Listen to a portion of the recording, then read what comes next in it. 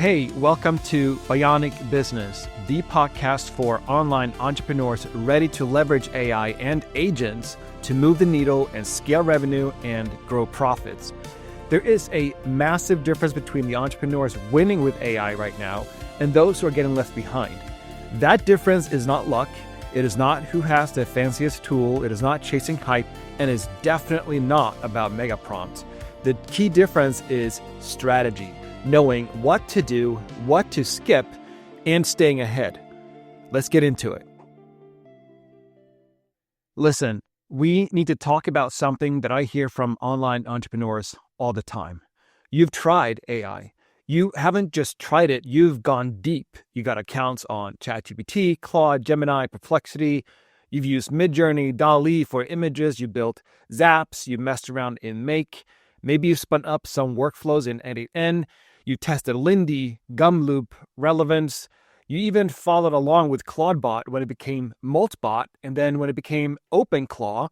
And so you probably tried half the agent platforms that launched just this past month. You've written the prompts, you bought the prompt packs, engineered mega prompts, which is ridiculous, and we'll get into that later, but you've used AI to repurpose content, draft emails, generate ads, analyze competitors, brainstorm offers.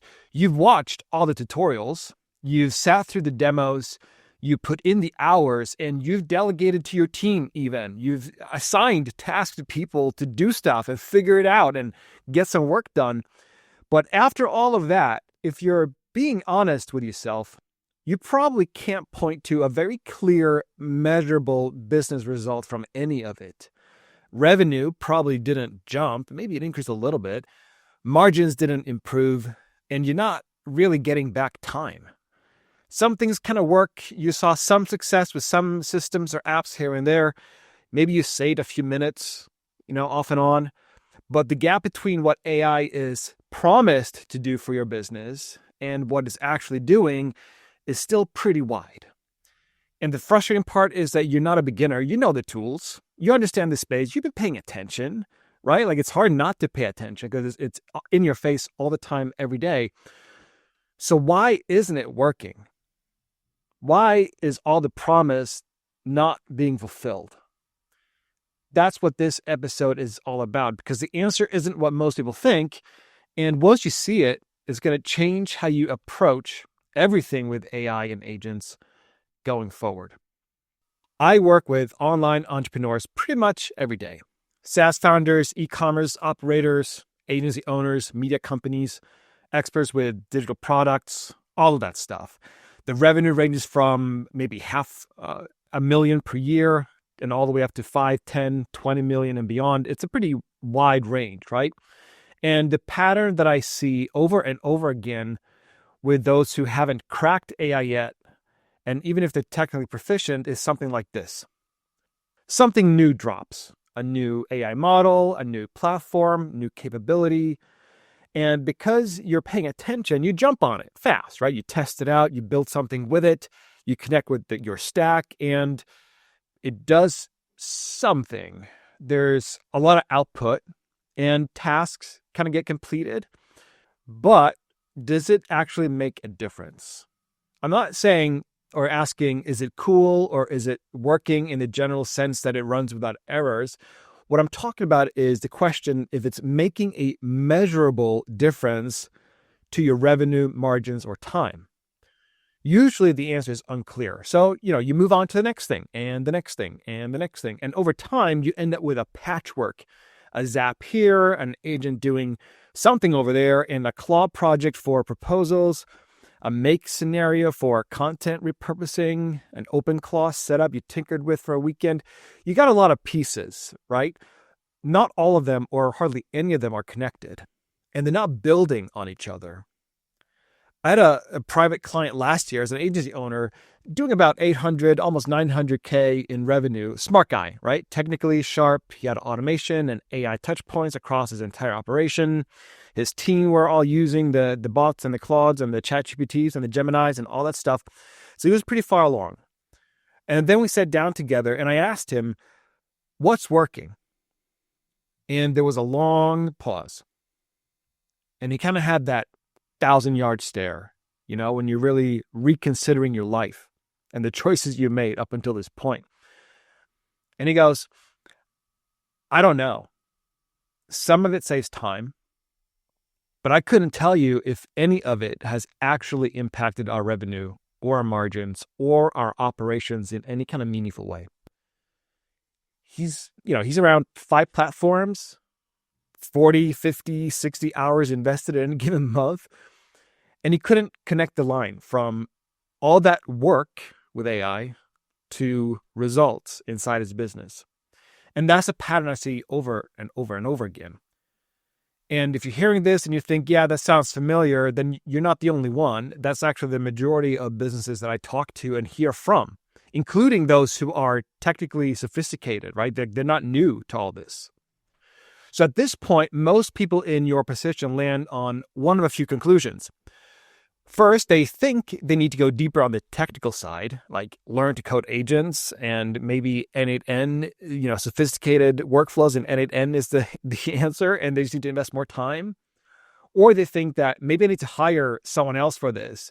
They have team members, maybe they even have a developer on staff, but people are kind of struggling, right? So maybe they need a consultant or something. Or people think that the tech is just not there yet, right? Like it's close, but it's not ready for my use case. I'll wait for the next generation of tools, yada, yada, yada.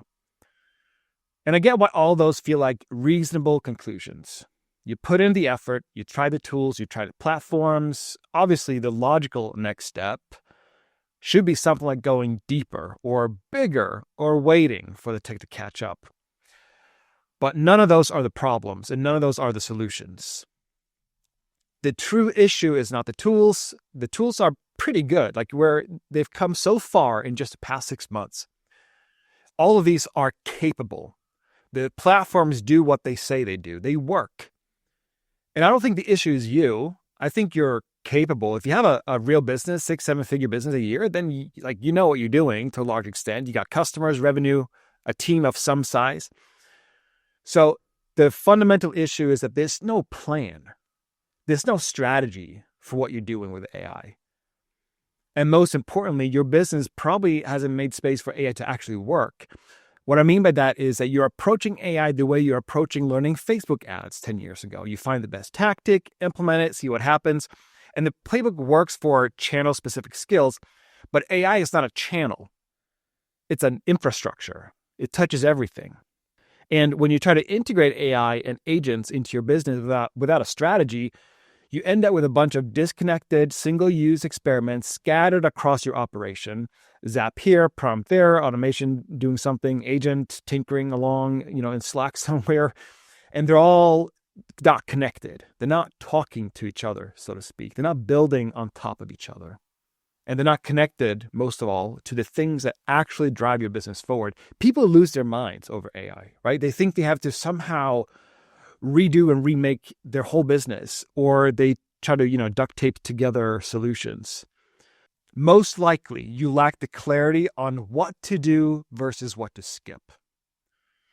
And you might not know all that's possible right now, because the space is moving so fast, and what was cutting edge 3 months ago is just basic table stakes now. So instead of following a coherent roadmap, you're jumping from thing to thing, and the jump feels productive in the moment. But when you zoom out, it's all just kind of flat. You're not going anywhere. So that's the real problem. There's no strategy. There's no architecture. There's no system behind the individual pieces. And there's one word I'm going to tell you now that I'm going to cover later on in future episodes, which is ontology.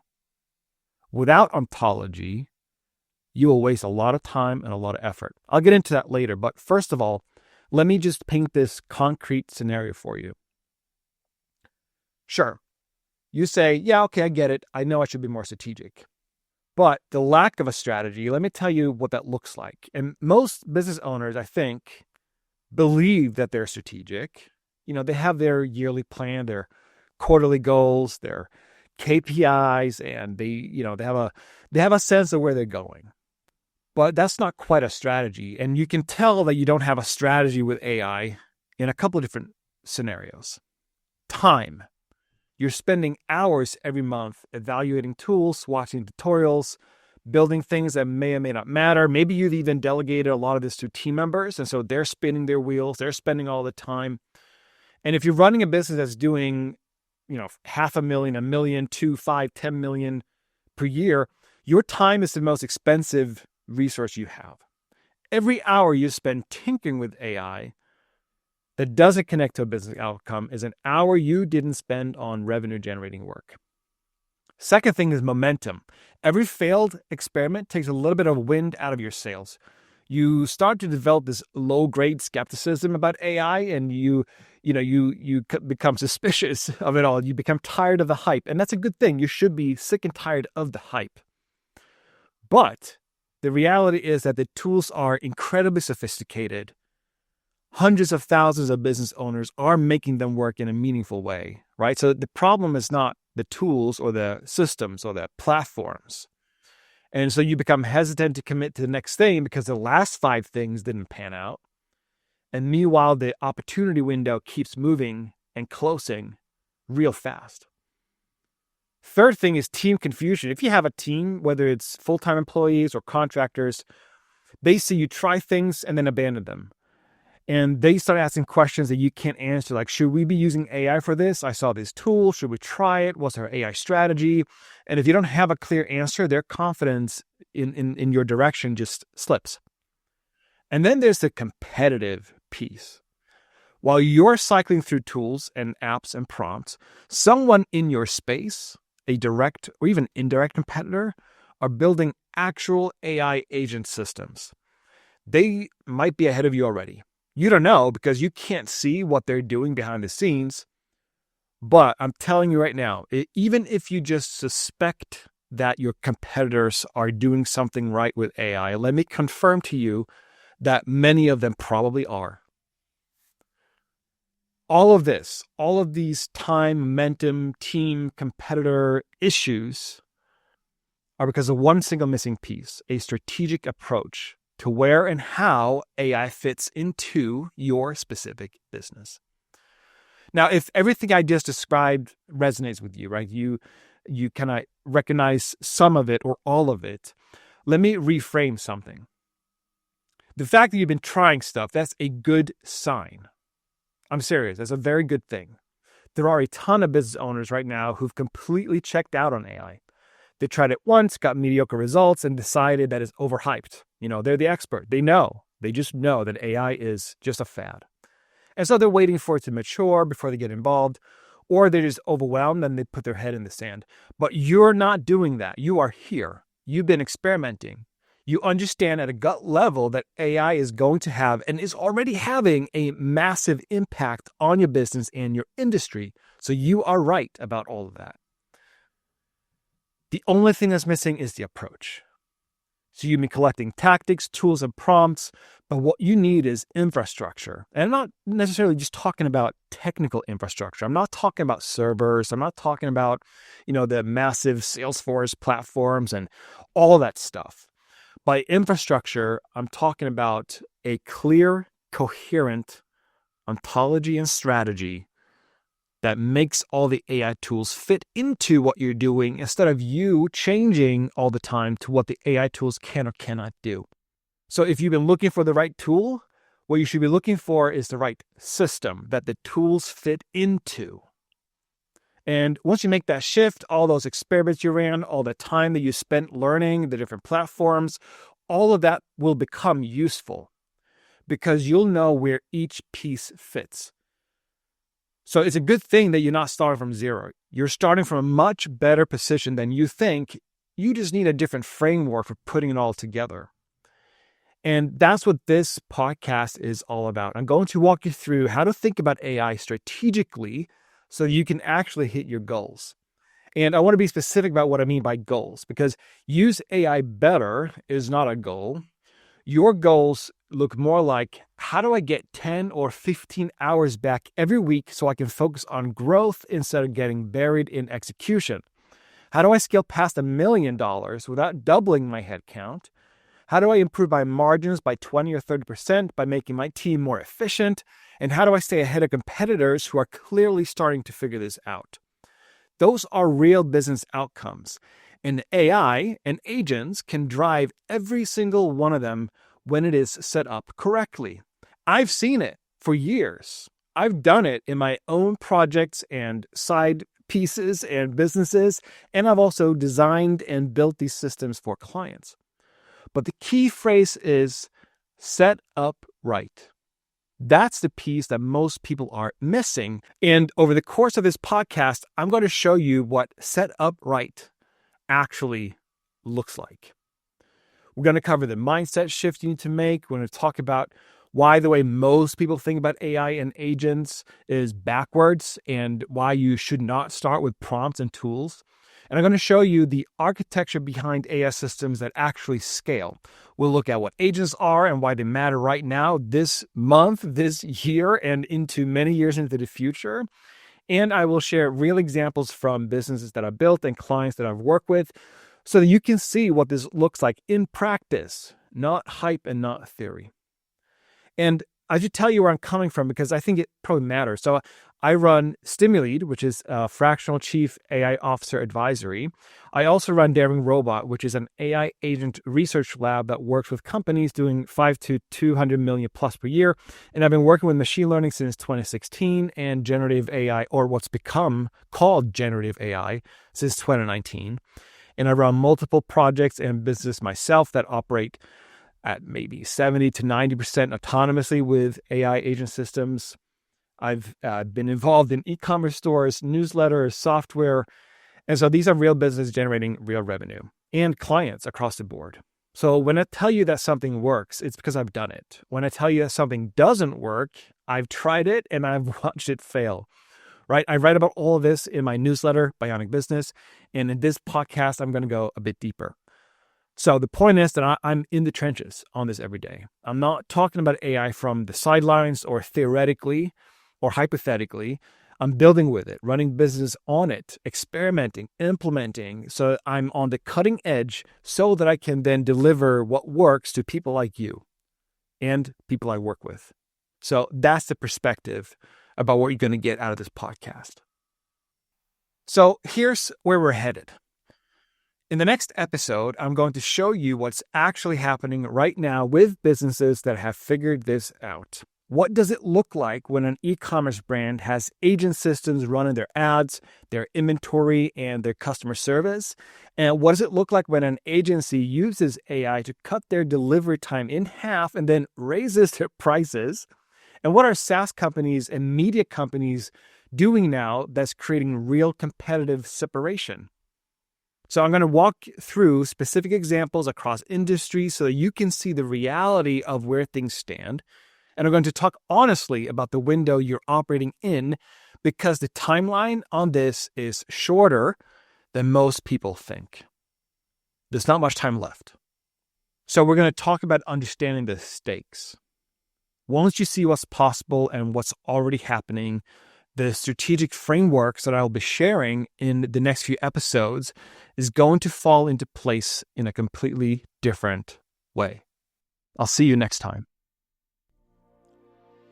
Thanks for listening. If you want to stay ahead of what's happening in AI and agents and know what to pay attention to and applying it all to your business before your competitors figure it out, you got to subscribe to the Bionic Business newsletter.